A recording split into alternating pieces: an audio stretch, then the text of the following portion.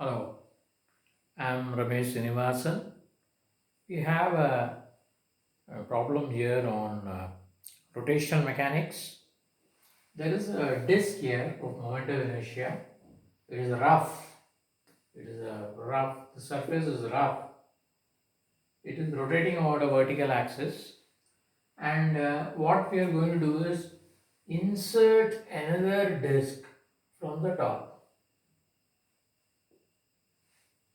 You would like to put that disk onto the axis so that it sits on the lower disk.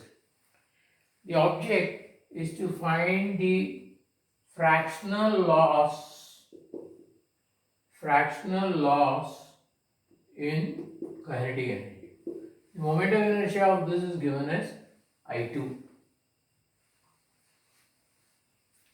That is the information given. So obviously when you say fractional loss, it will have no dimensions. Fractional, when you take a fraction loss in kinetic energy, joule by joule, will have no uh, dimensions. Any fraction has got no dimensions. So therefore, we can expect that the answer will be as a ratio of combination of I1 and I2. We can expect that. So now, first of all, let us try to understand why there will be a loss in kinetic energy. See, then if you take the lower disk and let us say I will show the other disk also here. This is the other disk.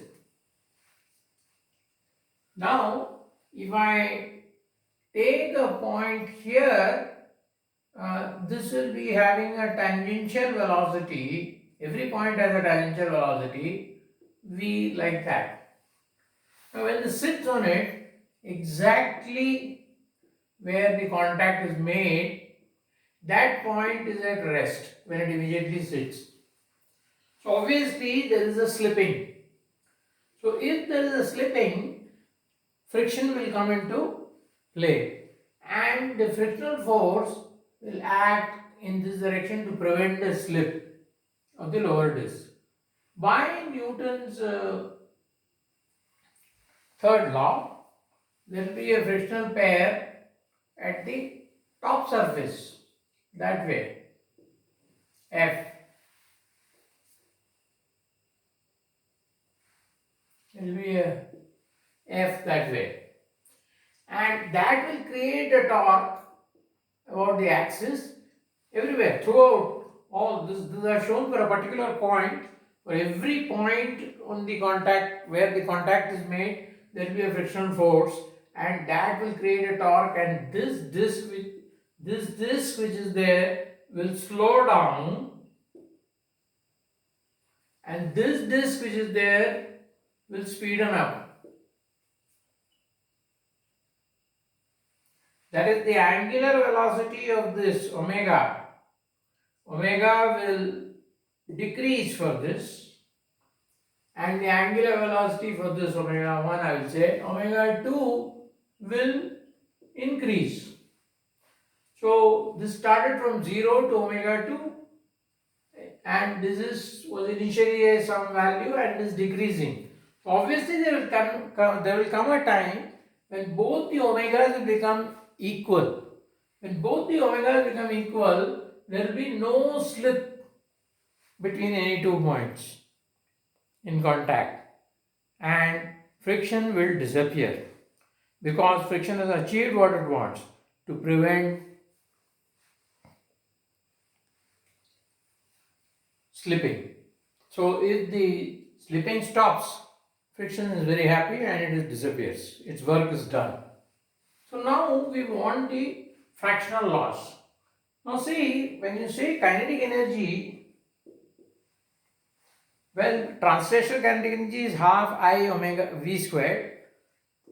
This kinetic energy is half I omega squared. Rotational kinetic energy is half I omega. Omega is the angular velocity. Now angular velocity is nowhere given in the question. So there is another form of the same equation. I can write it as half I squared by I and multiplied denominator by into omega squared. And I into omega is the angular momentum. Remember, angular momentum L is I into omega. So this will be L squared by 2I. So we should probably use this. Let us see, we should probably use this and not this. Not this. We'll prefer this. We'll see why. First of all, omega is not given and omega is changing and I is also changing. Initially the momentum inertia was only I1. When the other disk also is dropped onto it, becomes I1 plus I2. So I is changing, omega is changing. But here if you see in this formula, I changes but L does not change angular momentum. Why? Because if you see the net torque on the system, this torque is, if I see from the top, it is clockwise torque. The torque of this frictional force is clockwise. This is anti-clockwise. Both these torques will cancel each other if you take it as a system. So the net torque is 0. Now we know the torque is rate of change of angular momentum. Just like force is rate of change of linear momentum dp by dt, the same way net torque is this. So the derivative of a constant is only 0. So L is constant. So L is constant throughout. In the beginning, in the intermediate stage, finally when both of them have the same angular velocity, all the time L is the same. So it is good to use this. So now how do we